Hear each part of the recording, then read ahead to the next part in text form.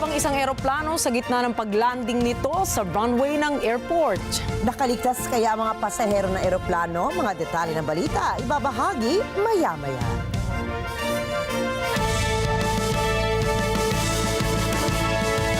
Magandang gabi, ako po si Rikki Mathay. Ako si Rikki Alagao Flores. Ito ang mata ng Agila International. Para naman sa mga headlines ngayong Lunes ng gabi. Pilipinas at South Korea pumasok sa isang strategic partnership. Bakuna eskwela ng DepEd at DOH umarangkada na. Unang taong anibersaryo ng October 7 attack ng Hamas ginugunita sa buong mundo. U.S. Federal Aviation Administration pinayagang muling makalipad ang Falcon 9 rocket. At FIFA Futsal Women's World Cup 2025 isasagawa sa Pilipinas.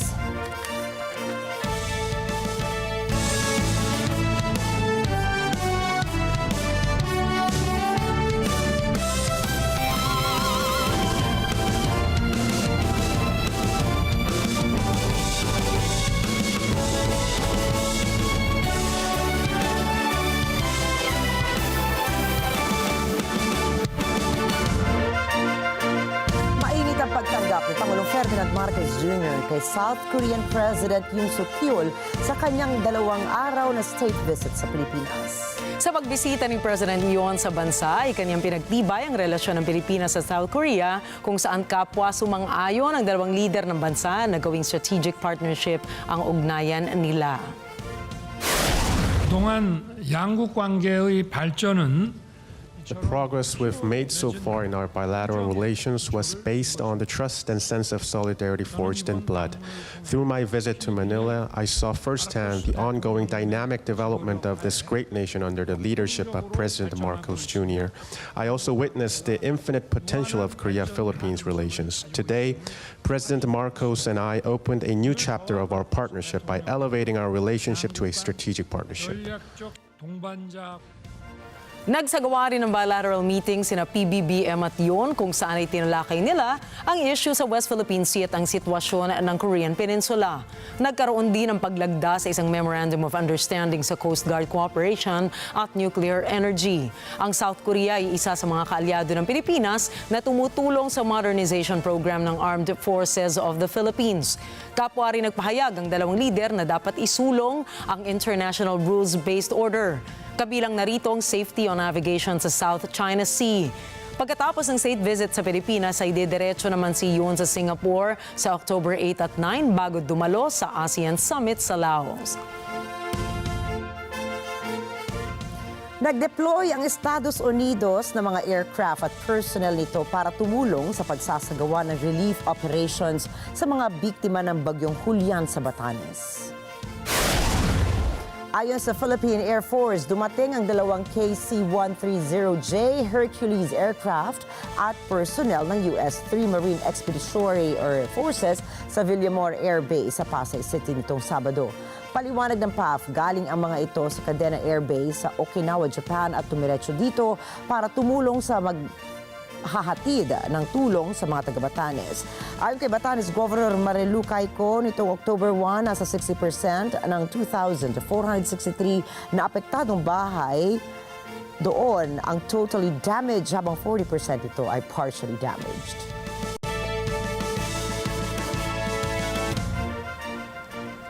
Umarangkada na po ang bakuna eskwela ng Department of Health at ng Department of Education sa layong mabakunahan ang halos 3.8 million public school students mula grade 1 hanggang 7.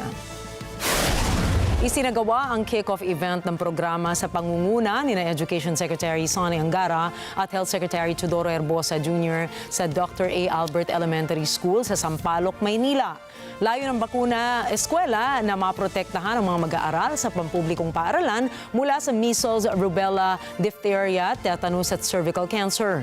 Target din ng Health Department na mabakunahan ang halos 973,930 na kababaihang grade 4 students sa mga selected schools ng bakuna kontra HPV. Hinikayat naman ni Secretary Angara ang mga magulang na pabakunahan ng kanilang mga anak para maging protektado sa anumang sakit. Aabuti ng 2 buwan ang vaccination program sa iba't ibang mga eskwelahan sa iba't ibang rehiyon sa bansa. Inaasahan din ang rollout ng programa sa iba't ibang mga rehiyon sa bansa. Nakatakdang umuwi ng Pilipinas ang nasa 100 pang Pilipino mula Lebanon sa darating na October 11 hanggang 28 sa gitna ng pag-atake ng puwersa ng Israel doon. Ayon sa Department of Foreign Affairs o DFA, kabilang sa uuwi ang 15 Pilipino na naudlot ang flight noong September 26. Tiniyak ng ahensyang handa silang tanggapin ang mga Pilipinong nais umuwi, subalit ang mga pasaporte ay hawak pa ng kanilang mga employers. I-issuehan naman sila ng travel documents kung walang passport para makauwi na po ng Pilipinas. Dati nang inihayag ni Foreign Affairs Undersecretary Eduardo de Vega na karamihan sa mga Pinoy sa Lebanon ang tumanggi pa na umuwi noon sa bansa dahil anya sa wala raw naghihintay sa kanilang hanap buhay dito sa Pilipinas. Binigyan diin ni De Vega na nirerespeto naman nila ang pasya ng mga ito dahil nakatatanggap naman sila ng kanilang sweldo mula sa kanilang mga employers. Samantala, sinabi pa ng DFA na hindi naman kailangang itaas pa sa Alert Level 4 ang sitwasyon sa Lebanon. Ibig po sabihin niyan ay mandatory evacuation. Hinikayat naman ng Philippine Embassy ang mga Pilipino na iwasan o ipagpaliban muna ang pagpunta sa ilang mga lugar sa Israel. Ito'y dahil sa security concerns doon, bunsod na rin ang umiinit na tensyon sa Middle East.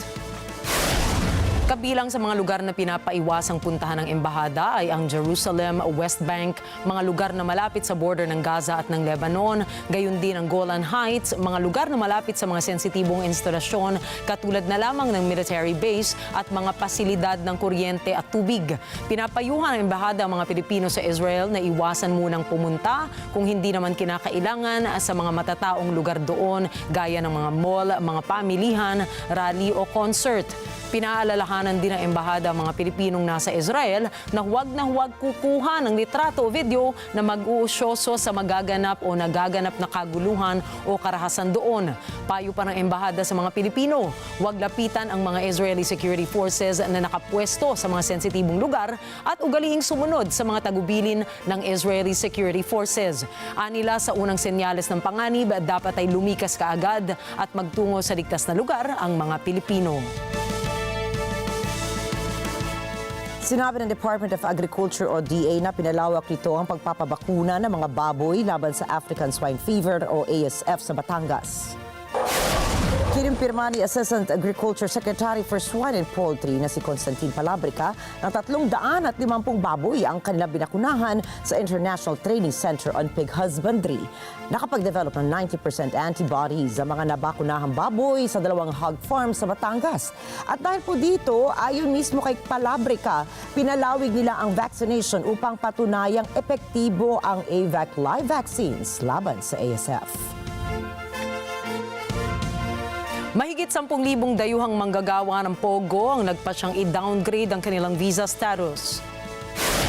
Ayon sa Bureau of Immigration, pinadali na ang mga proseso upang masigurong sumunod ang mga POGO workers sa regulasyong nakasaad sa saligang batas. Ipinaalala rin ng ahensya sa mga dayuhan na magkusang loob na i-downgrade ang kanilang visa bago ang deadline sa Oktubre 15. Nagbabala si Immigration Commissioner Joel Anthony Viado na ang mga hindi makakapagsumite ng tamang dokumento bago ang deadline o hindi aalis ng bansa bago matapos ang taon ay madedeport at ilalagay sa blacklist.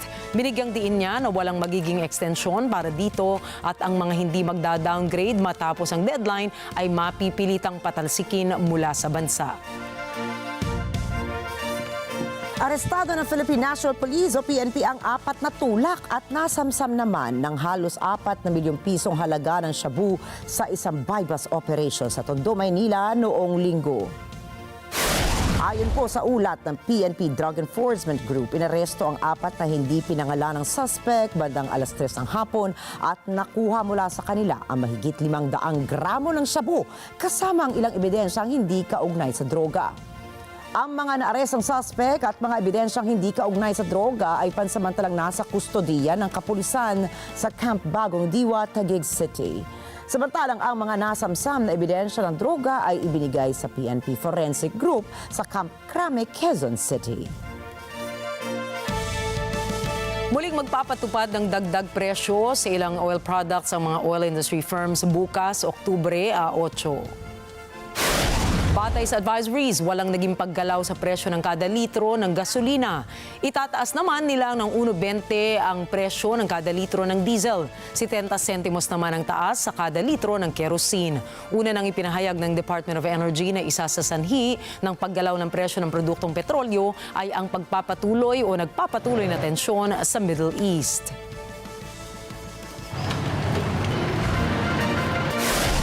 Susunod, 2 tao patay matapos ang isang terrorist attack malapit sa airport ng Karachi. Netanyahu na nga kung dudurugin ang mga militanteng grupo sa pagsapit ng anibersaryo ng October 7 attack. At mayor sa Mexico patay ilang araw matapos manumpas sa pwesto. Yan at iba pang mga balita sa pagbabalik ng Mata ng Agila International.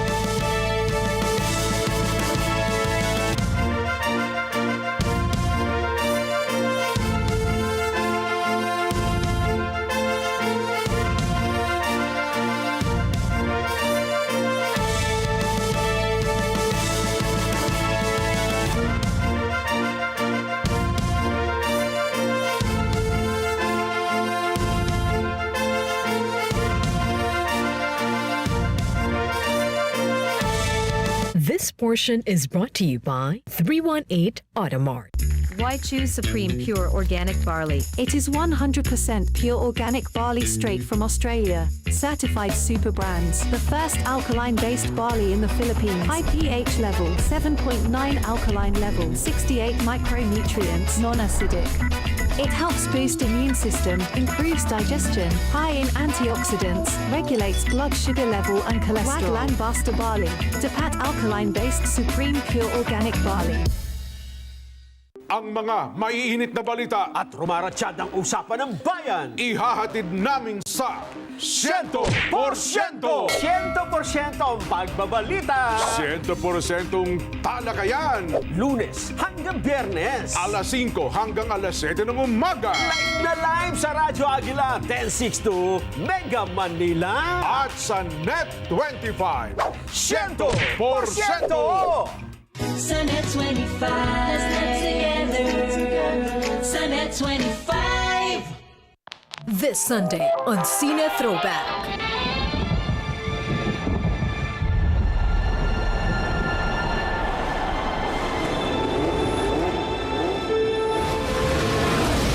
This is an incredible battle between these two great drivers.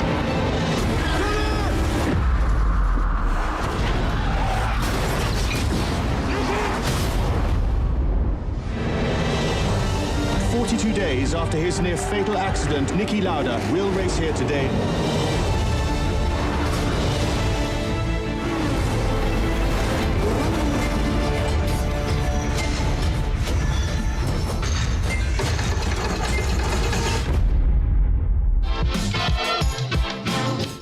This Sunday, 12 noon, here on Net 25. Let's get together. Sunnet 25.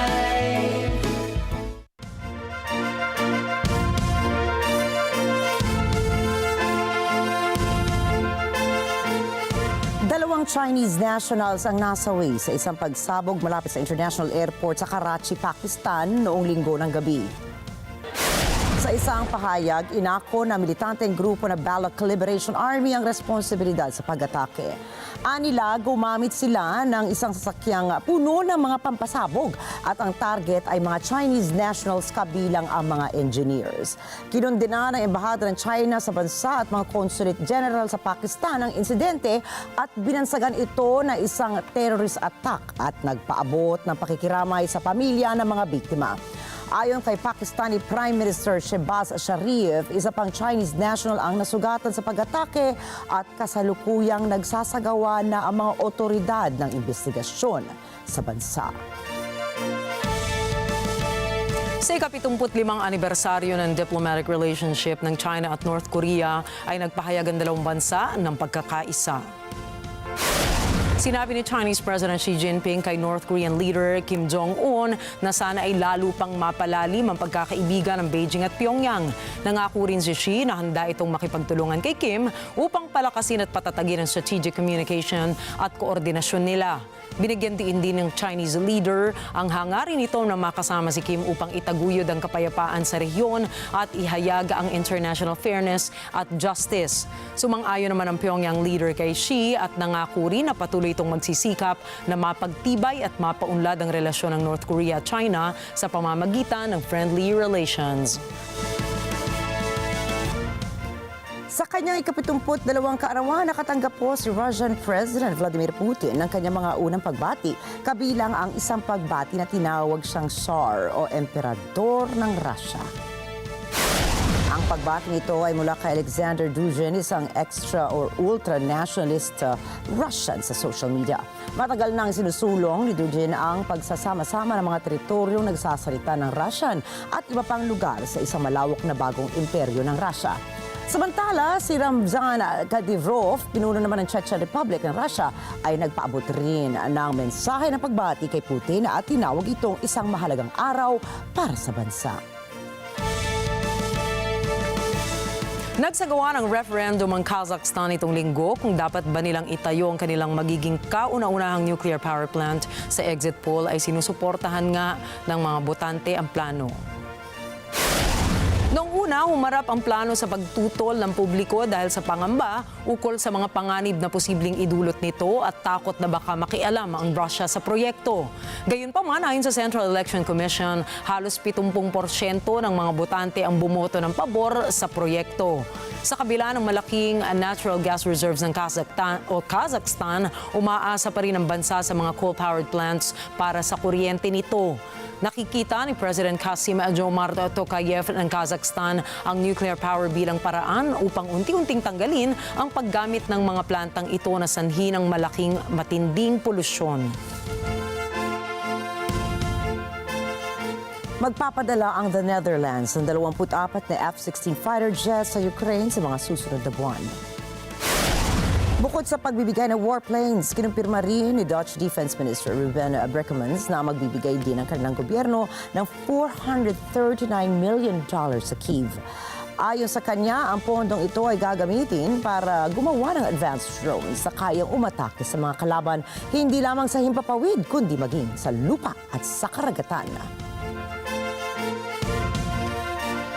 Sa patuloy ng pakikipaglaban ng mga bansa sa Africa sa Mpox, inilungsad ang pagbabakuna laban dito sa Congo sa kauna-unahang pagkakataon. Narito ang report ni Rose Papa Angeles.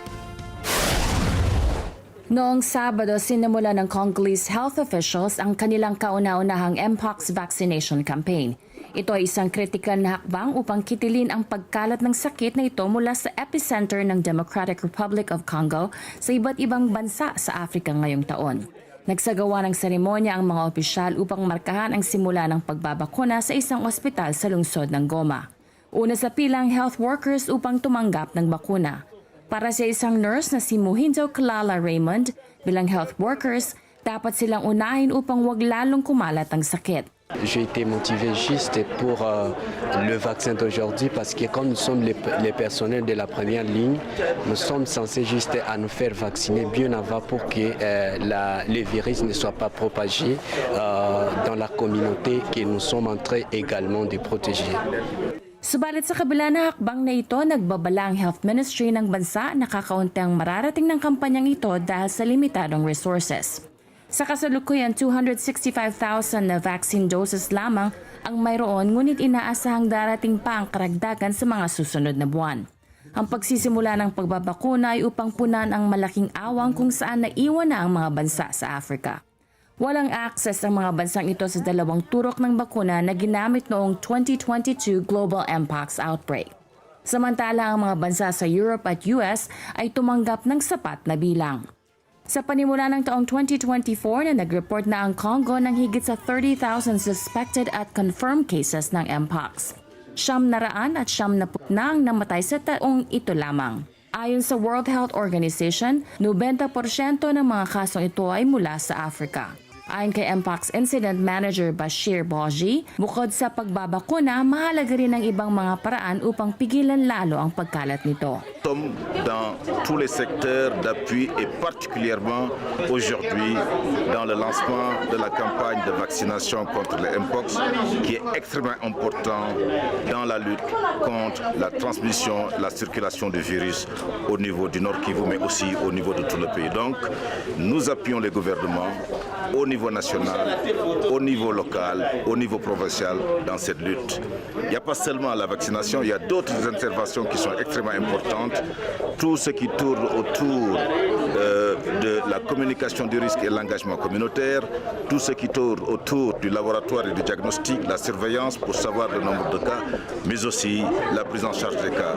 Rose Papa Angeles para sa mata ng Agila International, trusted, connected, on point. Sa Congo po, nangako si Prime Minister Gary Conille na magdaragdag siya ng kapulisan doon. Ito ay matapos masawi ang 70 individual at lumikas naman ang libo-libong katao dahil sa gang massacre sa Pont-Sonde. NJ de Guzman para sa balita. Noong Sabado, sinabi ni Haitian Prime Minister Gary Conille na magde-deploy siya ng kapulisan at maglalaan ng resources upang palakasin ang seguridad sa Pont-Sonde City matapos ang isang gang massacre doon. 70 ang patay, libo-libo ang napilitang lumikas. Sa kanyang pagbisita sa St. Nicholas Hospital sa St. Mark, ipinangako ni Conille na kasama sa resources na ipadadala nila ay helicopters upang patatagin ang kanilang kapasidad.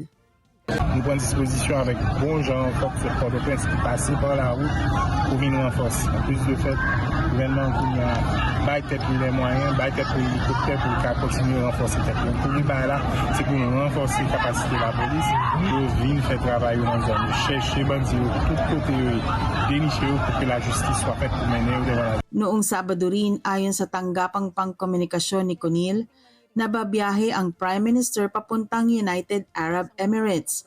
Ito ay matapos sa mga balita, nababiyahe siya sa Africa upang humingi ng karagdagang tulong para sa International Security Mission sa Haiti. Ang pag-ataking ito sa Pont-Sonde ay patunay lamang na lumalalang labanan sa bansa. Ayon sa United Nations Migration Agency, sinunog ng gang members ang may 45 mga bahay at 33 mga sasakyan na naging sanhi ng paglikas ng 6,000 mga residente. NJ de Guzman para sa mata ng Agila International, trusted, connected, on point. Isang malawakang protesta ang inilunsad mula sa iba't ibang bansa bilang paggunita sa isang taon na pag-atake ng Hamas sa Israel. Maraming mga protesters ang nagtungo sa kalsada ng Barcelona, Jakarta, Sydney at iba pa para kondinahin ang pagkakasawi ng mahigit 1,000 katao sa Israel. Base kasi sa ilang opisyal ng United Nations, ang nasabing giyera sa pagitan ng Israel at Hamas ay nakapatay na ng mahigit 40,000 tao. Ang mga mamamayan naman ng Israel ay nagsagawa ng vigil sa lugar kung saan ginanap ang Nova Music Fest site. Kasamang dumalo sa nasabing lugar ang mga kaanak ng mga nasawing biktima.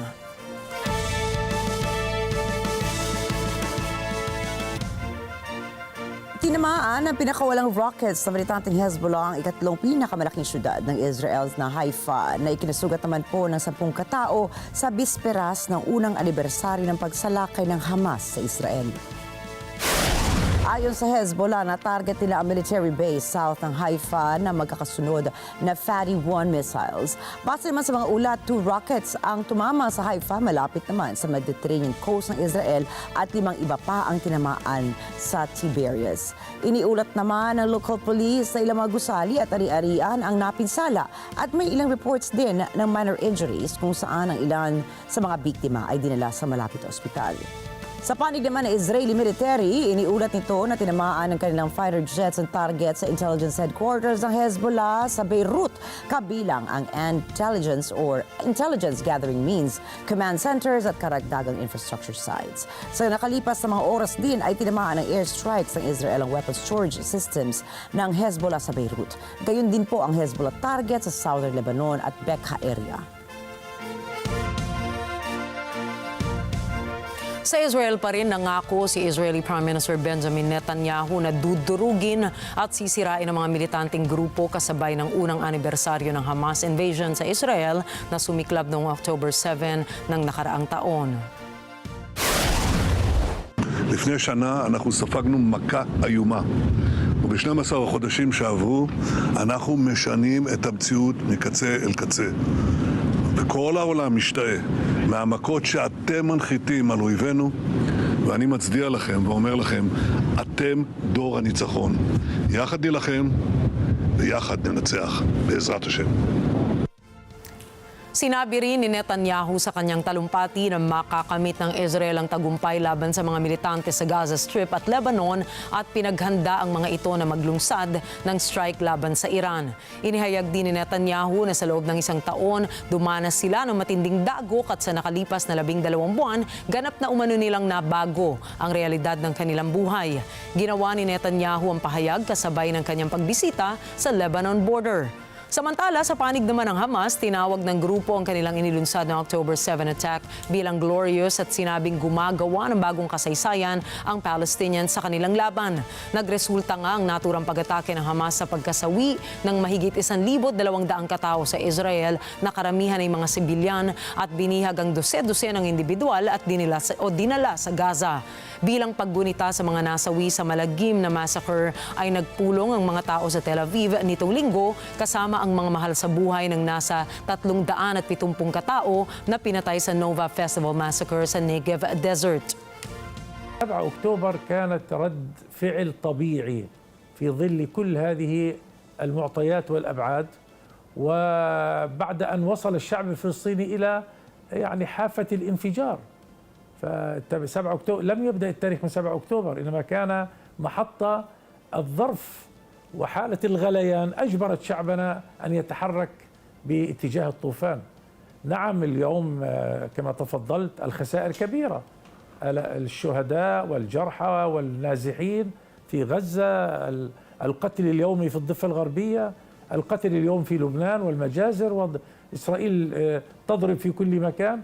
هذا الطوفان 7 أكتوبر كشف عن الوجه القبيح الأكثر قبحا للكيان الصهيوني. Tumanggap po ng tulong medikal at relief aid ang Lebanon mula sa World Health Organization at sa UN High Commissioner for Refugees o UNHCR. May lasibulan po para sa balita.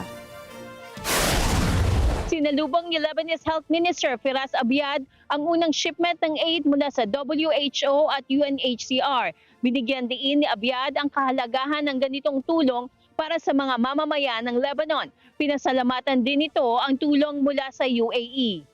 نحن هون بمطار رفيق الحريري ببيروت عم نستقبل شحنة وصلت هلا اللي هي عبارة عن مستلزمات وأدوية طبية بخصوص جرحى الحرب.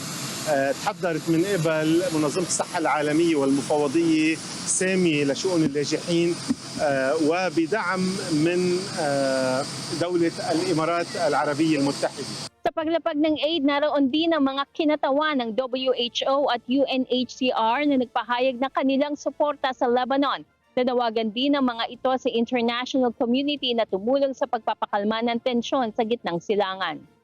I think the WHO and the UN system in general, we are committed to alleviate the pressure for Lebanon and the people of Lebanon, as well as other people who are vulnerable people who are living in the country into that. And we stand by with the government and also for the people of Lebanon to overcome this challenge. This is the time for the international community, first of all, to bring an end to conflict and hostilities. In the absence thereof, we all need to ramp up and show solidarity and bring in more resources. And all organizations, the government needs support, and all humanitarian organizations need further financial support. So we call on donors to respond to the flash appeal, the emergency appeal, in a very, very expedient and comprehensive manner. Sa laban ng Israel at Lebanon tulad ng sa Gaza, mga bata ang sinasabing pinaka-nagdurusa. Ayon sa UNICEF, halos 700 mga bata ang nasaktan na sa Lebanon sa nakaraang 6 na linggo lamang. Ang pinakakaraniwang dinaranas sa mga ito ay concussions at traumatic brain injuries mula sa impact ng mga bomba. Gayon din ang mga sugat mula sa shrapnel, limb injuries at pagkawala ng pandinig. Samantala, sinasabing higit sa 400,000 na mga bata ang napilitang lumikas mula sa kani-kanilang mga tahanan. Nanawagan rin ng UNICEF sa international community na magmobilisa ng supply routes upang makarating na mabilis at ligtas ang tulong na kritikal lalo na sa mga bata. Sumula noong 23 ng Setyembre, nagsagawa ang Israel Army ng tuloy-tuloy na pagbobomba sa Lebanon sa paglala ng laban nito sa Hezbollah. Ayon kay Abyad noong Huwebes, may 1,974 na tao na ang namatay sa Lebanon. Kabilang rito ang 127 bata at 261 kababaihan. 9,384 na ang nasaktan mula nang mag-umpisa ang Hezbollah-Israeli conflict noong Oktubre. May nasimbulan para sa mata ng Agila International, trusted, connected, on point. Pinaslang ang bagong halal na alkalde ng lungsod ng Chilpancingo sa Mexico noong linggo. Wala pang isang linggo mula nang siya'y umupo sa pwesto. Si Mayor Alejandro Arcos ay pinaslang 6 na araw pa lamang mula nang siyang manungkulan sa kabisera ng estado ng Guerrero na kilala bilang sentro ng karahasan sa bansa. Kinumpirma ng mga opisyal ang insidente matapos kumalat sa social media ang mga larawan ng kanyang katawan na nasa ibabaw ng isang pickup truck. Ayon sa State Attorney General's Office, iniimbestigahan na nila ang pagpaslam kay Arcos, gayon din ang isa pang opisyal na napatay sa parehong lungsod. Ang Guerrero ay isa sa mga pinakamapanganib na estado para sa mga kawani ng gobyerno. Hindi bababa sa 6 na kandidato para sa pampublikong posisyon ang napatay na sa estado bago ang eleksyon noong Hunyo 2 sa Mexico. Daan-daang demonstrador ang nagtungo sa Washington, D.C. sa Estados Unidos, gayon din sa Toronto, Canada. Ito po ay upang ipakita ang kanilang suporta sa mga taga-Palestine at mga taga-Lebanon. Ana Kui para sa balita. Ang pagproprotesta noong Sabado ay 2 araw bago ang unang anibersaryo ng giyera sa pagitan ng Israel at Hamas. Ito ay nang atakihin ng Hamas ang Israel kung saan 1,200 ang namatay at 250 naman ang binihag. Pagkatapos nito, sa pagganti ng Israel, 42,000 Palestinians na ang namatay at may 2.3 million ang napalikas mula sa kani-kanilang mga tahanan. Kamakailan, sinimulan na rin ng Israel ang pambobomba sa Lebanon halos 1 taon matapos ang palitan ng putok nito sa Hezbollah. Para sa isang demonstrador na si Anisa Dawahadi ng Palestinian Youth Movement, hiling nila ang arms embargo sa Israel. Hindi anya sila titigil hanggat hindi napapalaya ang Palestine. And we're here today to grieve over the loss of over 100,000 martyrs, but to uplift the calls for mobilizing and organizing and resistance in support of the Palestinian people. And so through that, our role here in the United States, and specifically here in Washington, D.C., is to uplift the demand for an arms embargo on Israel, and is to demand that our politicians, the Biden administration, and the next administration, whoever that may be, to end all U.S. aid and end its complicity in this genocide. We know that without the financial backing and the diplomatic cover that the U.S. is providing on Israel, we know that this genocide would not have been possible. And so we're here outside of the White House to demand this arms embargo now, and to reaffirm that we have been out here for 365 days and we will continue to mobilize and take the streets for the liberation of Palestine.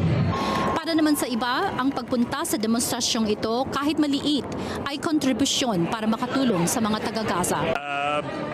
Because I feel helpless and I feel depressed almost for like a year now, seeing like these atrocities every day, and you feel very helpless, and you know there is really nothing much you can do to stop this, and it's been a difficult feeling, and coming here like makes me feel like, you know, I'm able to contribute something that is very small, but at least this is what I can do.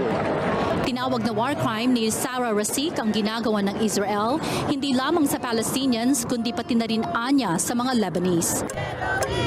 What Israel is doing is a war crime. They continue to inflict pain and injustice not to the Palestinian people, now the Lebanese people as well.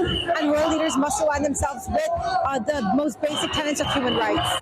Ayon kay Israeli military spokesperson Rear Admiral Daniel Hagari, napatay na ng Israel ang may 440 Hezbollah fighters sa ground operations nito sa southern Lebanon. Nawasak na rin anya nito ang may 2,000 Hezbollah targets. Ayon sa Israel, nais nilang makabalik ng payapa ang libo-libo nilang mga mamamayan sa kani-kanilang mga tahanan sa northern Israel na binobomba ng Hezbollah mula pa noong 8 ng Oktubre. Dahil sa impact ng laban sa mga sibilyan, kumalat ang pambuo ng mundong pagpoprotesta. Noong Sabado, daan-daang libo ang nagtungo sa mga kalye ng malalaking lungsod sa mundo dahil sa napipintong ika-1 anibersaryo ng gyera. Anakwi para sa mata ng Agila International, trusted, connected, on point. Nagbigay ng reaksyon si Pangulong Joe Biden ng Estados Unidos ukol sa nahintong port strike doon. Alamin natin ang mga detalye mula kay Jeff Sanidad. Sinabi ni Presidente Joe Biden na nakaiwas ang bansa sa isang malaking krisis nang matapos ang port strike. Anya, naipakita ng kasunduan ang kahalagahan ng kolektibong tawaran o collective bargaining. The past 2 days we've gotten some very good news about the American economy. Just yesterday, shipping carriers, after some discussion, an International Longshoremen Union came to an agreement to keep the ports in the East Coast and the Gulf ports open.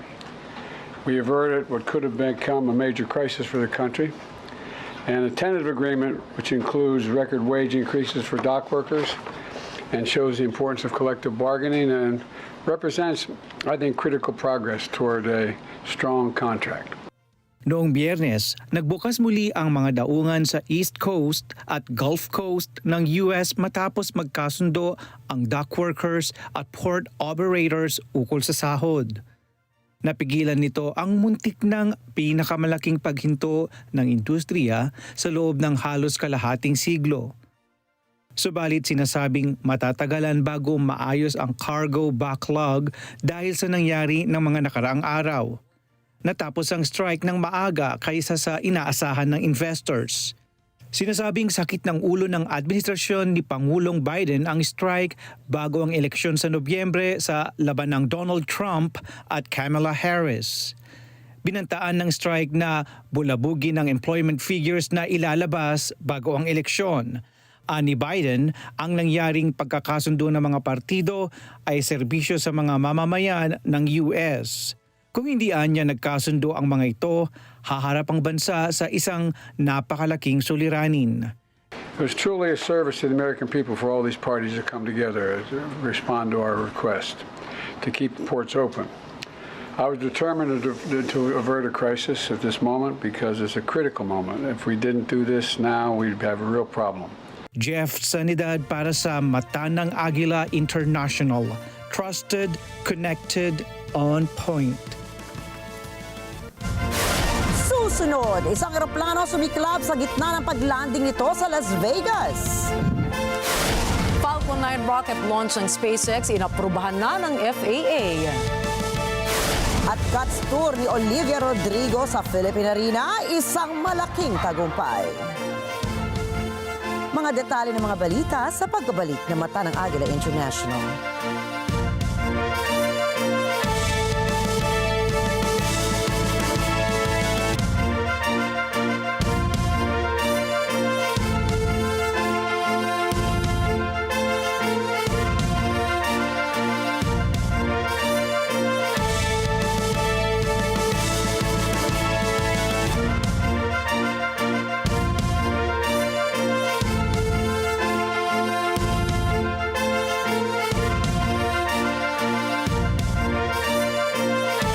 This portion is brought to you by Robic Builders.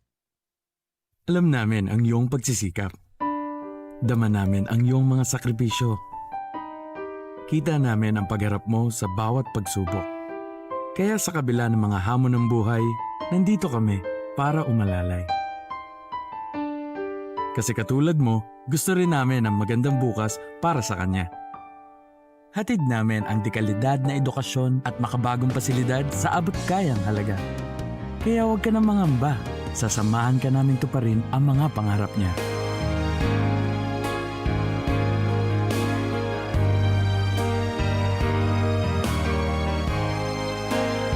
Maaasahan mong sulit dito ang mga pinagsikapan mo. Sa aming mga makabagong pasilidad at sistema ng edukasyon. Mailalabas natin ang aking talino at mga kakayahan niya. Kahit sa munting halaga, makakasiguro ka na makakasabay siya sa mabilis na pag-ikot ng mundo. Sa new era, karamay mo kami sa bawat hamon. Kaagapay mo kami sa bawat hakbang. Kasama mo kami sa bawat ngiti at tagumpay.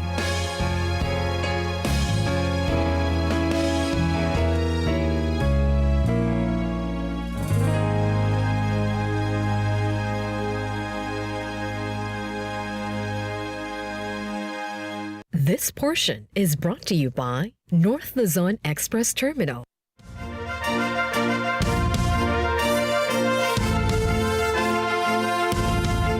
Nagbabalik ang mata ng Agila International sa pagpapatuloy po ng ating mga balita ngayong gabi. Sumiklab ang Flight 1326 ng Frontier Airlines sa gitna ng landing nito sa Harry Reid International Airport sa Las Vegas, USA. Ayon sa kalatas na nilabas ng Frontier at US Federal Aviation Administration, nagdeklara ang piloto ng eroplano ng isang emergency landing na mabalot ng usok ang cockpit. Paliwanag ng airport officials, sumiklab ang eroplano dahil sa pumutok na gulong nito. Kaagad namang naapula ang apoy mula sa eroplano at ligtas na nailikas ang 190 pasahero at 7 crew. Kasalukuyan po nagsasagawa ng hiwalay na investigasyon ng US National Transportation Safety Board sa naganap na insidente. Samantala, nilamo ng apoy ang 700 square meter na shopping complex sa Dagestan, Russia. Ayon sa ulat ng Russian Emergency Ministry, sumiklab ang apoy mula sa household appliance ng shopping mall. Nadamay ang kalapitan ng soft toys outlet na naging sanhi ng malawakang pagkalat ng apoy sa buong complex. Wala namang napaulat na nasaktan o nasawi sa insidente.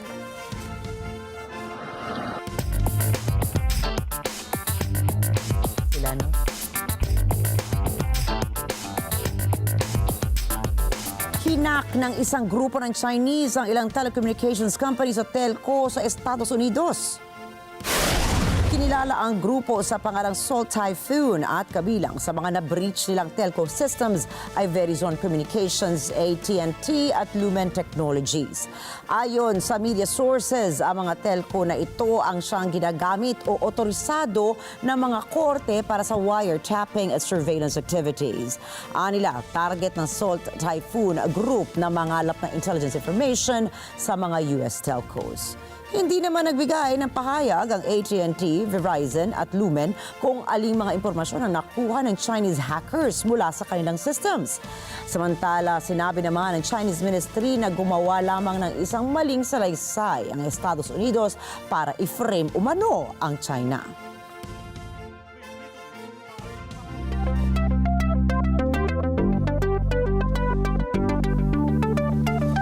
Aprobado na ng US Federal Aviation Administration o FAA ang muling pagbabalik ng Falcon 9 rocket sa kanyang space mission.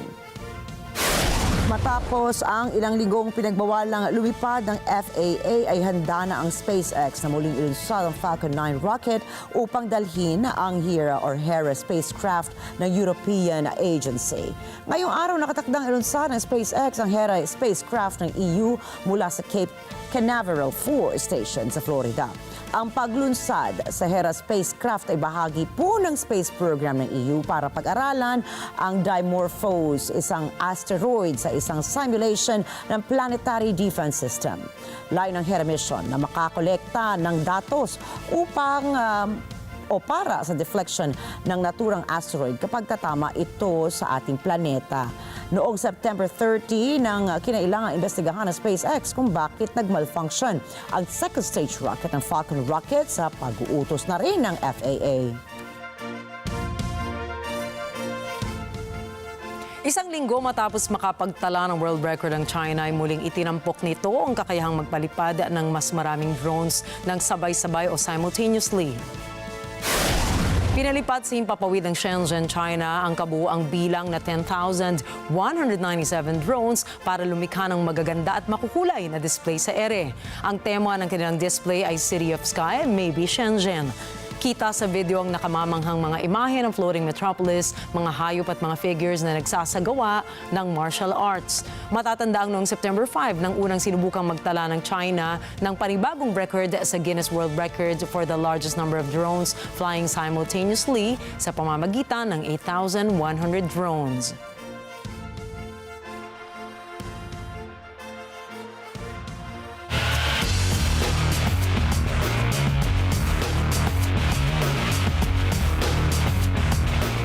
Kinumpirma naman po ni Federation International de Football Association o FIFA President Gianni Infantino na gaganapin sa Pilipinas ang nakatakdang pagbubukas ng inaabangang inaugural FIFA Futsal Women's World Cup 2025 sa darating ng Nobyembre. Ladies and gentlemen, I'm delighted to announce that the dates for the inaugural FIFA Futsal Women's World Cup in Philippines have been confirmed with the opening matches taking place on 21st of November with the 16 participating teams all competing for a place in the final on 7th of December 2025. Congratulations, Philippines! Ayon kay Infantino, nakatakdang gawin ang opening matches sa November 21 kung saan ang mga lalahok na kupunan ay maglalaban-laban para mapabilang sa 16 na grupong papasok sa finals sa idaraos na event sa December 7. Mula sa 16 na kupunan ay hahatiin sila sa 4 na grupo kung saan ang dalawang mangungunang team mula sa bawat grupo ay aakyat patungo sa knockout phase, quarterfinals, semifinals, third place playoffs at final match. Wala pang pila na lugar sa bansa kung saan gaganapin ang naturang World Cup, subalit mayroon ng ilang pinagpipilian. Matatandaang noong May 15, nakuha ng Pilipinas ang hosting rights para sa naturang palaro kung saan natalo ang iba pang bansa na nagbigay ng proposal, katulad po yan ng Brazil, Italy at maging Espanya.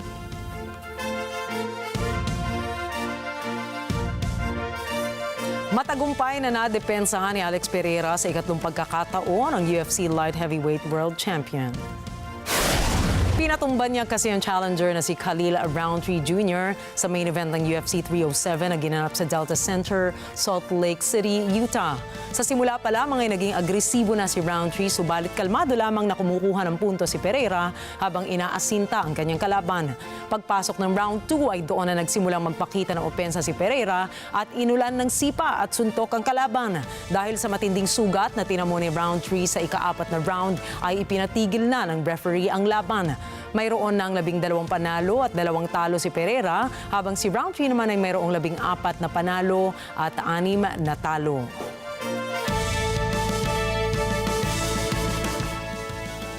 Isang NBA history ang naganap ngayong araw nang sabay na maglaro sina LeBron James at ang anak nitong si Bronny. Naghiyawan ang mga Laker fans sa pumasok ang father-son duo sa basketball court para kalabanin ang Phoenix Suns para sa NBA preseason game. Umiskor po si LeBron ng 19 points at nakakuha ng 5 rebounds at gumawa ng 4 na assists. Si Bronny naman ay walang nahakot na punto sa kanyang 13-minute play, subalit nakapagtala siya ng 4 rebounds at 4 na turnovers. Natalo ng Lakers ang Suns sa score na 118-114. Pero sobrang saya ni Bronny dahil saktong 20th birthday niya nang sumabak siya sa kanyang unang laro sa NBA. At sobrang memorable pa nito dahil kasama niya ang kanyang ama na si LeBron James na isang 4-time NBA winner.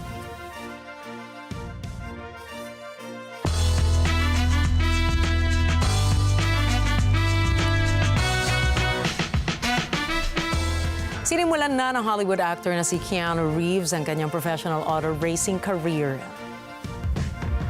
Nitong weekend ay lumahok ang aktor at natapos ang Toyota GR Cup sa Indianapolis Motor Speedway.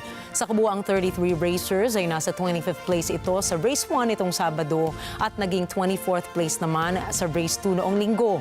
Muntik pa itong mabalahaw sa damuhan at mabangga ang isang sasakyan matapos niya mag-spin out subalit hindi siya nagtamo ng kahit anong injury sa naturang insidente. Kasama niyang nakilahok si YouTube influencer at Dude Perfect star na si Cody Jones. Taong 2009 ang lumahok na rin ito at nagwagi sa Long Beach Toyota Grand Prix Celebrity Racing Event. At isang dream come true para sa Filipino-American singer na si Olivia Rodrigo ang kanyang naging unang concert sa Pilipinas na ginanap po nitong Sabado lamang. Ginanap ang Guts Tour ni Rodrigo sa Philippine Arena kung saan mahigit 55,000 fans ang nanood at sumuporta sa Grammy Awards singer-songwriter. Pinasalamatan ni Rodrigo ang lahat ng kanyang fans na nakisabay sa pagkanta at pagsayaw ng mga hit songs niya katulad po ng Good For You, Driver's License at Traitor. Itinuturing din ng singer-songwriter na ang Pilipinas ang may pinakamalaking venue sa kanyang Guts concert.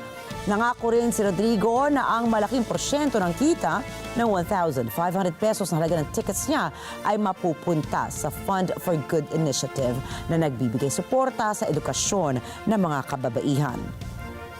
Ibinigay niya ito sa Jepigo para suportahan ang pangangalaga sa kalusugan ng mga kababaihan sa Pilipinas.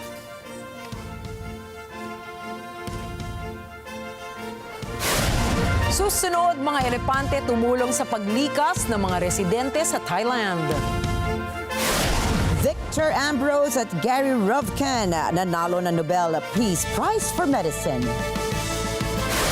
At abangan ang iba pang mga storya pagdating ni Alma Angeles at ng Mata ng Agila World News. Mga detalye pa rin ng ibang balita pagbalik ng Mata ng Agila International.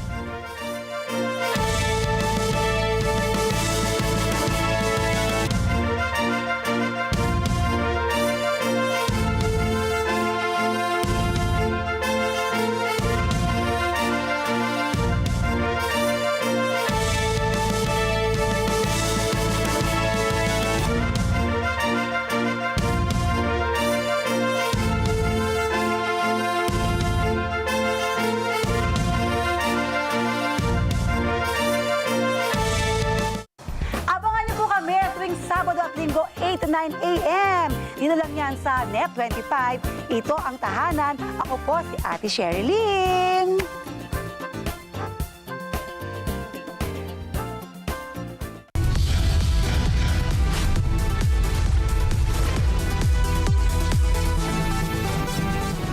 Sa kasulukuyang henerasyon, marami na ang nag-viral. Dahil po yan sa kanilang ginagawang pagtulong sa kapwa. Pero mas marami ang tumutulong kahit walang nakakakita. Kaya naman kung ikaw ay may kilala na grupo o individual na may natatanging pagresponde sa lipunan at maging sa kalikasan, mag-text lamang sa 0915-415-1035 o mag-email sa responde@net25.com at magpadala ng mensahe sa ating Facebook page at Net25TV. Baka kayo na ang susunod nating Certified Key Responder. Let's net together sa Net25. Sa Net25.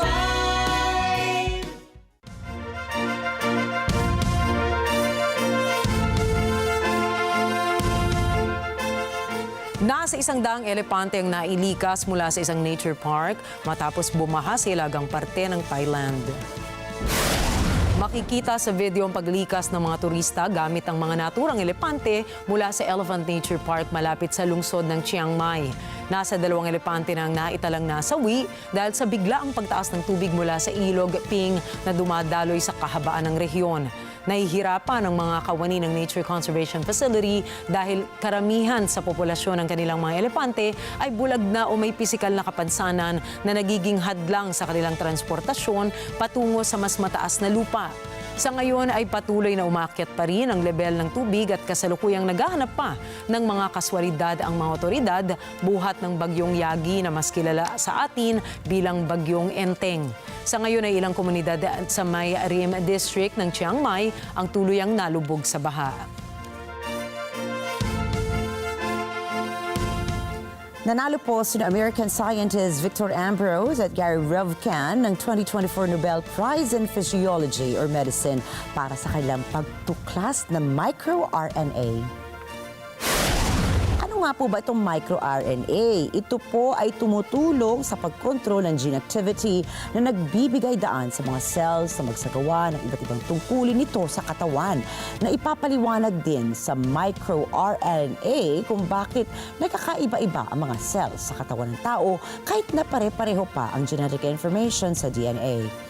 Inilarawan ng Nobel Committee ang trabaho ni Ambrose at Revcan bilang isang makabagong pagtuklas na nagbukas ng isang bagong prinsipyo ng gene regulation na mahalaga para sa mga multicellular organisms, kabilang na ang mga tao.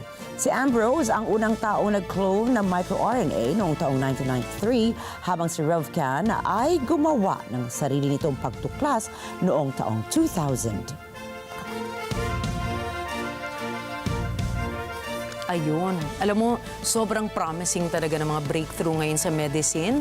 Kasi syempre napakarami na ngayon. Dahil sa laki na rin ng populasyon ng mundo, sobrang dami nagkakasakit. And it's good that we have these advancements in medicine. So may promise, di ba? Sabi nga natin, doon sa horizon, may promise ng paggaling sa Sabi nga maraming tao. di ba, kahit na bilyonaryo ka pa, at the end of the day, health is wealth. Kaya sana din dito rin sa ating bansa ay mabigyan natin ng lubos na suporta, lalo ng ating gobyerno, ang mga medical advancements. Ay parang di ba, hindi na tayo kailangan lumayo pa, di ba? Pag kailangan ng medical health. Alam mo, ang dami nagkakasakit ngayon, Nina, di ba? Tsaka sa totoo lang, ang daming mahuhusay. Ay, diba? oo. Yung mga siyentipiko, mga doktor na talagang yung buong buhay, buong puso nila, inilalagay nila sa mga developments nga sa medisina, sa agham, di ba? Na it's good na in the near future, baka nga pati cancer magkaroon na ng cure. We can only hope right now. And congratulations to our new Nobel Peace winners for medicines. Malay mo, next time naman, Pilipino naman yung congratulate natin. We keep hoping. Yes. That time will come for us. Tingnan nga natin kung ano naman ang dala ni Alma. Dahil ito, parating na po siya. Subalit tandaan po mula Lunes hanggang Biyernes, narito kami ni Nina para maghatid ng balita sa amang dako ng mundo. Happy Monday, everyone. Muli ako po si Rikki Mathay. Ako si Rikki Alagao Flores. Ito ang Mata ng Agila International. Para naman sa mga balitang nangyari sa iba't ibang panig ng mundo, punta naman tayo kay Alma Angeles para sa Mata ng Agila World News. Take it away, Alma.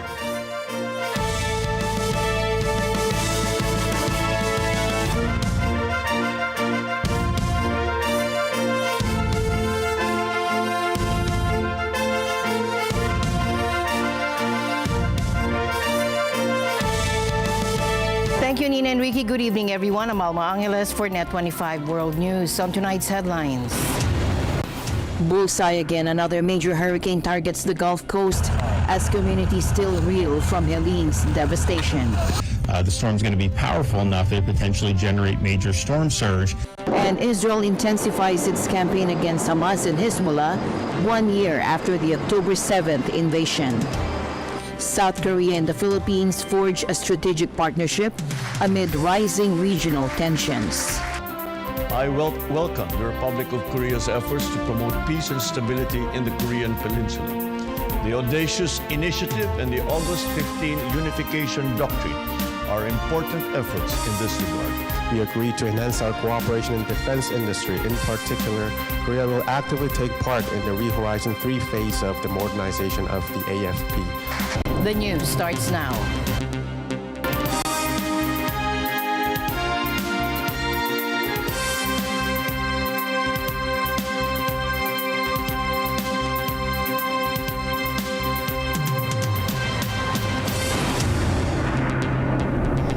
Global demonstrations mark the approaching one-year anniversary of the Hamas attack on Israel and the subsequent Gaza conflict.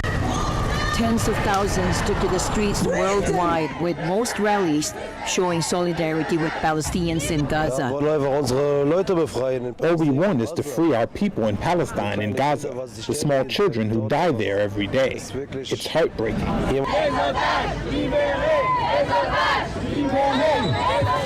In Rome, tensions escalated as protesters clashed with police, who responded with water cannons and tear gas. to disperse the crowds.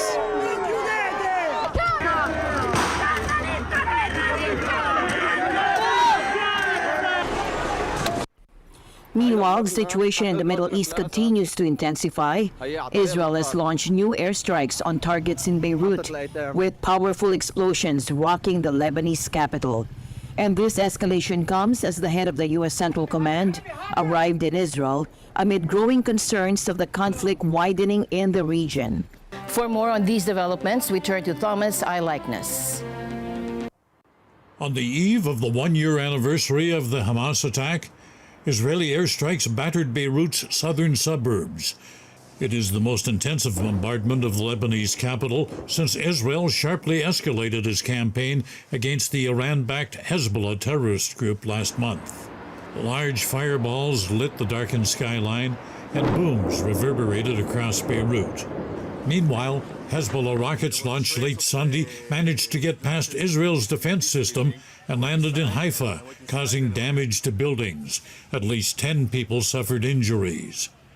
In Gaza, at least 26 people died and 93 others injured when Israeli airstrikes hit a mosque and a school sheltering displaced people. The Israeli military says it had conducted precise strikes on Hamas terrorists. On Sunday, Israeli Prime Minister Benjamin Netanyahu paid a visit to troops on the Lebanese border.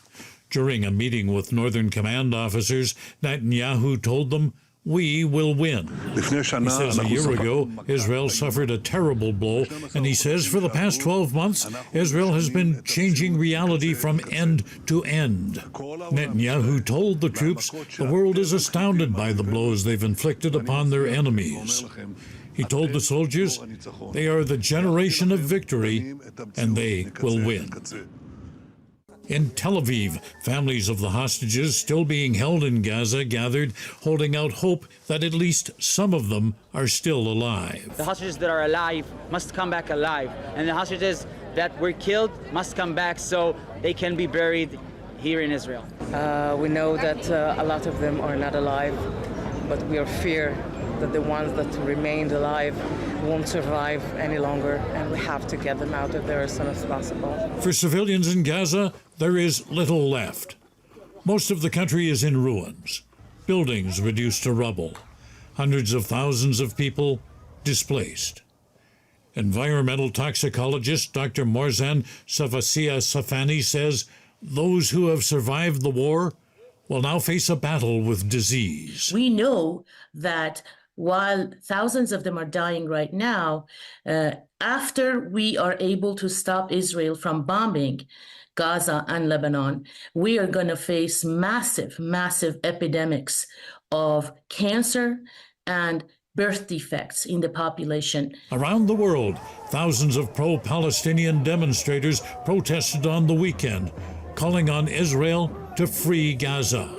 Israeli supporters countered with rallies of their own, saying they are standing up to hate. According to Jewish tradition, a year after an event of trauma and loss, we are compelled to cease our mourning. But it is impossible not to mourn when 101 Israelis remain in that hell, and when our community here locally reels from unprecedented scales of anti-Semitism. As the Israeli-Hamas war enters its second year, the human toll continues to soar. In Gaza, that number is more than 42,000 now. In Lebanon, more than 2,000 civilian lives have been lost as Israel ramps up its offensive against Hezbollah. And with neither side showing any signs of having an appetite for a ceasefire, those numbers will continue to grow. Thomas Eyelikeness, Net 25 World News. It's day 365 since Wiwaro Siuan's son was taken as hostage by militants in Israel. She's marking the eve of that grim anniversary in northeastern Thailand.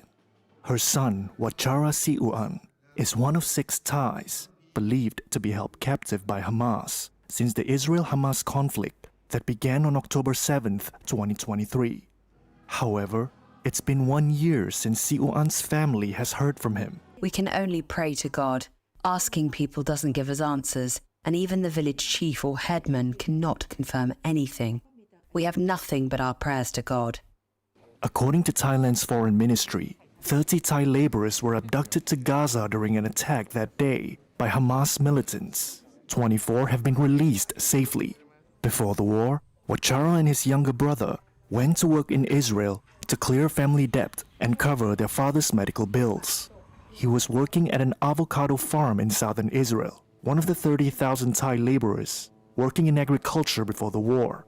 Every month they send money home to help out and to renovate their house. But since his capture, the family has struggled. A tighter budget has seen the family work harder. They've had to rely on income from farming and rubber tapping. To make matters worse, after Wachara went missing, his father's condition grew worse. ถ้าสิถามถึงความรู้สึกผมก็หนักอยู่ครับผมเคยเข้าโรงพยาบาล 2-3 รอบนะเกี่ยวกับเรื่องของลูกนี่ความดันอะไรก็ขึ้นต้องนอนโรงพยาบาลถึง2 รอบ 3 รอบเกี่ยวกับลูกชายคนนี้ก็มันอดคิดไม่ได้ไง ตั้งแต่วันที่เกิดเหตุจนถึงทุกวันนี้ยังคิดถึงลูกอยู่ตลอดเวลา Siuan says she wants to stay strong for her family, especially for her 9-year-old granddaughter, who is Wachara's daughter. I recall what my son said to me. He told me, "Mother, as long as I'm not dead, you don't have to worry. I will provide everything for you." That was how he encouraged me. The Israeli government paid compensation to Wachara's family in July. Using that, the family paid off their debt and bought the land her son had promised to buy her. It was hoped that he would build a house there for himself and his daughter to live in. I wish for this brutal war to end. I'm just an ordinary Thai person caught in these terrible events. Everyone has suffered enough, and I have suffered enough too, waiting for my son. For over a year now, I've been waiting, and I still haven't heard anything about how my son is doing. I love you, my son. I'm always worried about you. I'm waiting for you to come back. Everyone misses you. If there's a chance, if anyone can help, please do. I'm tired of waiting. Last week, Thailand's Prime Minister Paetongtarn Shinawatra spoke with Iranian President Masoud Pezeshkian about negotiating the release of Thai hostages. During their discussions, she asked for more support to free the remaining 6 Thai hostages. As tensions escalate between Israel and Iran, many are asking, what if the unthinkable happens? And what would a full-scale war between these regional powers look like? Tonight we break down the military capabilities of both nations. It's a tale of 2 militaries, one built on quantity and the other on quality. Iran's population of 89 million dwarfs Israel's 10 million. And this disparity is reflected in their military personnel. Iran boasts 580,000 active troops and 200,000 reservists, while Israel maintains 170,000 active personnel backed by 465,000 reservists. But in this potential conflict, numbers don't tell the whole story. Israel's military budget stands at $24.4 billion, more than double Iran's $10 billion.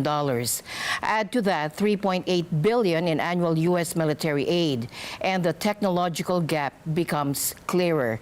Let's break it down. On land, Iran produces its own tanks, but they're based on outdated designs. Israel's Merkava tanks are among the world's most advanced. Now, in the skies, Israel's advantage is stark. While Iran relies on aging F-4s and F-14s, Israel counters with state-of-the-art F-35 stealth fighters and advanced F-15s and F-16s. They have no air power. They have no real air force. I mean, they have drones, but they're basically completely outperformed in the airspace. And Israel has full dominance of the airspace in both cases, in Gaza and also in southern Lebanon, which means it makes it very difficult for Hezbollah to operate in the open in a conventional sort of military way. So we will see, similar to Gaza, we will see Hezbollah trying to exploit the terrain and exploit their tunnel systems, exploit their hideouts and fortifications across southern Lebanon, attack the Israelis from the rear, trying to avoid open combat as much as possible, because that's when you are being struck from the air, and basically wait for a sort of short range direct infantry engagement. But Iran has its own strengths. Its vast missile arsenal can strike targets up to 2,000 kilometers away, putting all of Israel within range. And Iran's drone program, particularly the Shahed models, has proven both cheap and lethal. Now, Iran also benefits from regional proxies, like Hezbollah in Lebanon, reportedly armed with over 70,000 rockets and missiles. There's also the nuclear question. While never officially confirmed, Israel is believed to possess nuclear capabilities, a game-changing factor in any conflict scenario. As tensions continue to rise, one thing remains clear. While military analysts can debate the outcome, any conflict between these powers would have catastrophic consequences for the entire region. Tensions are escalating in the South China Sea as the Philippines joins Vietnam in condemning what they call an unjustified assault by China on Vietnamese fishermen. A new confrontation is heating up in the already contentious waters of the South China Sea. The Philippines is backing Vietnam's claim that Chinese officials beat Vietnamese fishermen and seized their equipment near the disputed Paracel Islands last Sunday. Philippine National Security Advisor Eduardo Año didn't mince words. Año said this country stood with Vietnam in denouncing Sunday's egregious act. China maintains the fishermen were there illegally. This latest incident adds to growing tensions in a region where China claims roughly 90% of the strategic waterway, using what it calls a 9-dash line. The United States, a key Philippine ally, has pledged to defend Manila if its forces come under attack in these disputed waters. President Marcos announced today that the Philippines and South Korea have elevated their bilateral ties to a strategic partnership during talks with South Korean President Yoon Suk-yeol, who is on an official visit. The two leaders discussed key regional issues, including the South China Sea and the Korean Peninsula. They also signed agreements focused on Coast Guard cooperation and nuclear energy. President Yoon emphasized that South Korea will enhance its security partnership with the Philippines by participating in the modernization of the Philippine military. Both leaders reaffirmed their commitment to upholding an international rules-based order, particularly concerning safe navigation in the South China Sea.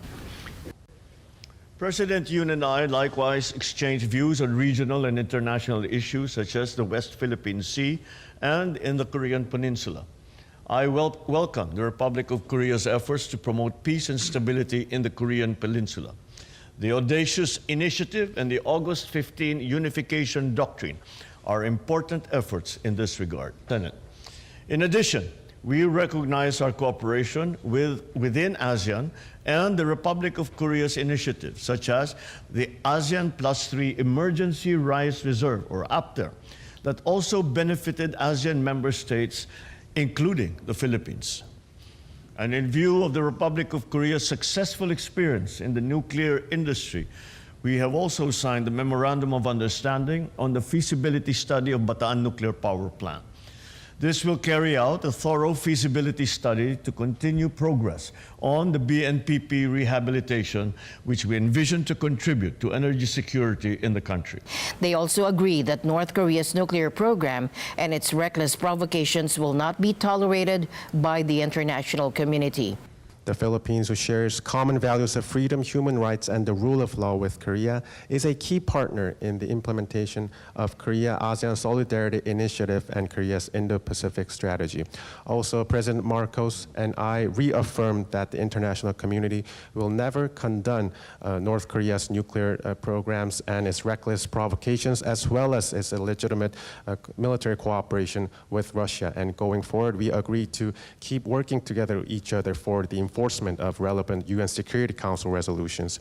We also shared a common understanding. President Marcos expressed his support for the August 15 unification doctrine, and we both agreed that a free, peaceful, and prosperous unified Korean Peninsula will bring more peace and prosperity to the world. We shared a common understanding about the importance of peace, stability, and safety in the South China Sea, which is a critical sea lane of communications in the region. In this regard, our two countries will continue to work together in order to establish a rules-based maritime order and for the freedom of navigation and overflight pursuant to the principles of the international law in the South China Sea. President Yoon is scheduled to visit Singapore on October 8 to 9 before heading to Laos for the regional summit of ASEAN and other Asian nations. Florida braces for another powerful punch tonight as Hurricane Milton churns toward the Gulf Coast. This comes just days after Hurricane Helene devastated the region. And tonight, emergency officials are sounding the alarm about what could be the state's largest evacuation since 2017. The struggle to bring supplies to areas already devastated by Helene will now face yet another round of storm surge just over 1 week later. These are obviously local decisions about evacuation, but you have a storm where the range of possibilities are basically the entire Florida peninsula on the Gulf Coast. The storm's going to be powerful enough that it potentially generate major storm surge. Mandatory evacuation orders up and down the Gulf Coast. 50 counties under a state of emergency, and that is every county south of the Panhandle. One massive risk here, the debris piles left over from Helene. Those could become deadly projectiles in hurricane-force winds. Milton intensified from a tropical storm to a hurricane just today. The target, the heavily populated Tampa Bay area, by Wednesday morning. Emergency managers are working against the clock, and their priority, clearing those dangerous debris piles before Milton hits. This is a 24/7 moment for this debris removal. You have a storm and then have one less than 2 weeks later, 2 majors back to back. That is not something that is easy. The governor's message tonight is clear. Don't wait for an official order if you're in a vulnerable area. If you are somebody that is in a very vulnerable part of the west coast of Florida that would be susceptible to storm surge, you certainly can leave now. You don't have to wait to get an evacuation order. And I think some good help. If they say evacuate, you probably should evacuate, because otherwise you're not going to be able to once the water starts getting up. Just in terms of preparation, you just got to do what you can early and just get out there, and it is what it is, right? So. And also tonight, emergency officials are emphasizing this is not just another storm. The 1-2 punch of Helene and Milton could create unprecedented challenges for the Sunshine State. And the storm may have passed, but the pain and suffering it's left behind is far from over. Tonight, we're witnessing the devastating aftermath of Hurricane Helene. The death toll continues to rise as search and rescue efforts intensify. Democratic presidential nominee Kamala Harris toured the devastation in North Carolina today, and she witnessed both the destruction and the determination of survivors. So I came here to find out what's going on the ground, to find out what more we can do in terms of federal aid, such as what we announced today, and the federal support we're giving to Mecklenburg County in terms of disaster relief, the work that we are doing, which is $100 million to assist with the rebuilding of Interstate 40. The search for the missing continues, growing more difficult by the day. Help is coming from all directions. Country music icon Dolly Parton donated $1 million for relief efforts. To do this, because then we had that crazy old Helene.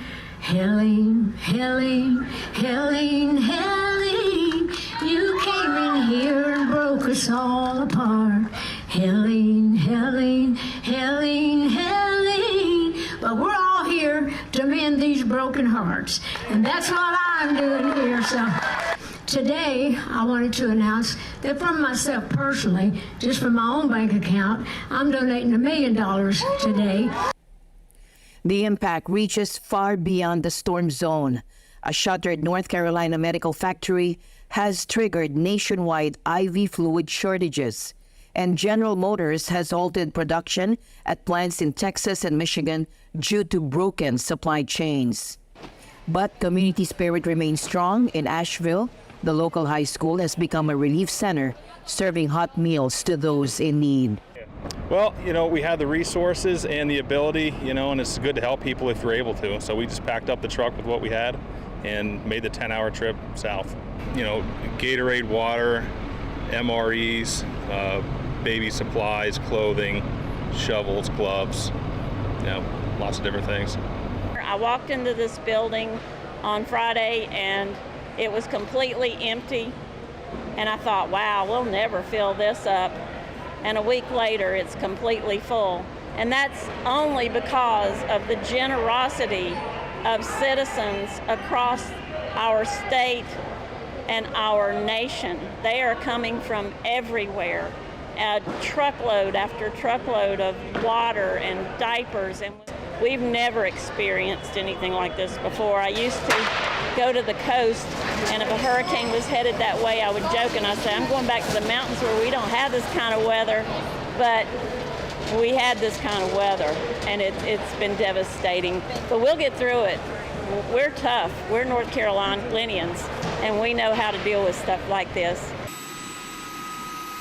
Relief supplies continue to arrive by air to the hardest hit areas. As night falls, the work continues. Search teams press on, and communities pull together, and thousands of storm survivors face yet another night of uncertainty. And the news continues here on Net 25 World News. We'll be right back. Stay tuned.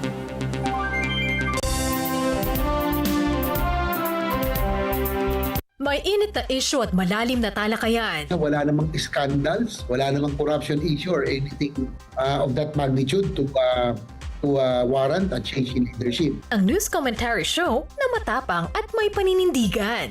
Kita ito ngayon may Chinese mafia, nakakakuha ng mga authentic na Filipino birth certificate. Well, ako because nga sabi ko, i-balance mo lang naman yan eh. So, maging mas stricto lang tayo, siguro taasan natin yung ante.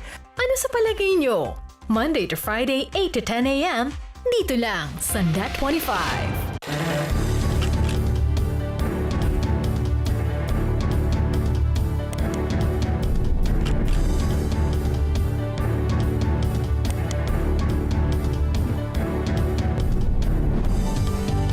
It is a signal to the world that we are open for business.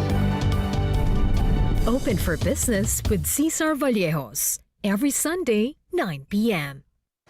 Mula sa Net25 News, ako po si Alex Santos. At ako naman po si Ali Soto. Matatag, matapang at matapat na balitaan. Yan ang aming ihahatid Lunes hanggang Biyernes. Alas 6 hanggang alas 7:30 ng gabi. Mata ng Agila Prime Time. Dito sa Net25.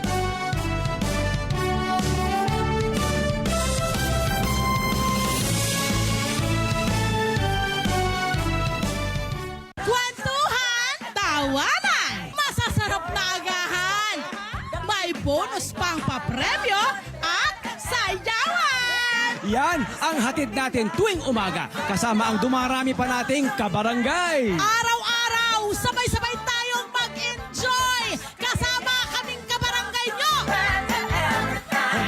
Love, Tony Pet, and everything! Kabarangay nyo! Kabarangay nyo! Kabarangay nyo! Kabarangay nyo! Tan-tan-tan-tan! Together, sa Net 25, sa Net 25. Deforestation in Argentina is driving a surge in parrot populations, leading to a colorful but disruptive invasion of a local town. Mathay likeness for more. The collective noun for a big group of these birds, like you see here on the screen, is a pandemonium of parrots. And pandemonium is a fitting term. These green, red, and yellow birds wreak havoc when they make their annual migration to Ilario Ascasubi. Deforestation of surrounding lands has forced the birds to come closer to towns to find food, shelter, and water. In Ilario Ascasubi, the birds outnumber the town's 5,000 residents. Locals say, at its peak, there are 10 birds for every resident. The least of the problem is this. That's the constant screeching. Annoying, but not really damaging. More serious is the damage the parrots cause when they bite on the town's electrical and internet cables, causing outages. And of course, the droppings are everywhere. They perch on power lines and on pylons. You see them swarming over buildings, silhouetted in the dusk light. It's eerily reminiscent of scenes in film director Alfred Hitchcock's classic 1963 thriller, The Birds. Residents have tried various methods to scare them away, things like noise and laser lights. But nothing has worked. In the summer, there's relief for townspeople. That's when the birds migrate south to the cliffs of Patagonia for the breeding season. Biologists say the country has to start restoring its natural environments. But until that happens, the parrots will reappear annually. Thomas I. Likeness, Net 25 World News. A centuries-old tradition took center stage in Catalonia as the Castells competition returned. This year's event, held every 2 years, showcased the incredible human towers that have become a symbol of Catalan culture and heritage. Take a look. The Castells competition is held every 2 years. It brings together the best human tower groups from across Catalonia to showcase their strength, coordination, and intricate formations. Human towers, also known as castells, are constructed by castellers standing on each other's shoulders to build structures of incredible height and complexity. About 11,000 spectators were on hand to watch the event, which is deeply rooted in Catalan culture. One participant, Joaquim, says it brings families together. But the competition can be dangerous. It can result in injury. Human towers is very important and very different from other activities because it involves families. The grandfather, the daughter, the granddaughter, and they come together to the same activity and they belong to the same group in equal conditions. It is not the father, it is not the son. They are just members of the group, all in the same quality. A total of 42 teams participated in the event. The final round featured 12 teams competing for a €16,000 prize. Human towers were added to UNESCO's list of intangible cultural heritage of humanity in 2010. The first Castells competition in Tarragona Bullring took place in 1932. The competition has been held every other year since 1970. EJ Gonzalez for Net 25 World News.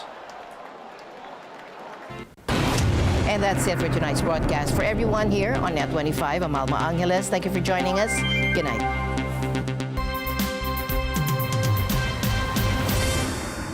This program is supported by Supreme Pure Organic Barley by Levex. First alkaline-based pure organic barley. Every sip is full of beneficial nutrients. Wag basta barley. Dapat alkaline-based Supreme Pure Organic Barley. Alam na ng lahat? Ano ka ba, Shane? May gusto sa'yo yung Johnny na yan. Baka naman nahulog na ang loob niya sa'yo, Shane. Ay, ma, magsulat na nga lang kayo ng novel. Ang galing niya mag-invento eh. Pero clueless pa rin si Shane. May gusto ka ba sa akin? Oo. Ba't kita paniniwalaan? At si Luna, di uurong sa challenge. Malalaman mo rin na ako ang the right one. Mapag-iinitan tuloy si Shane. Ako lang ba o parang ang cheap ng itsura niyan? Akala ko pa naman, magugulat ako sa galing mo. Mukhang napataas ang expectation ko. Love Designer. Weeknight, 7:30 p.m. Dito lang sa Net 25. Together sa Net 25.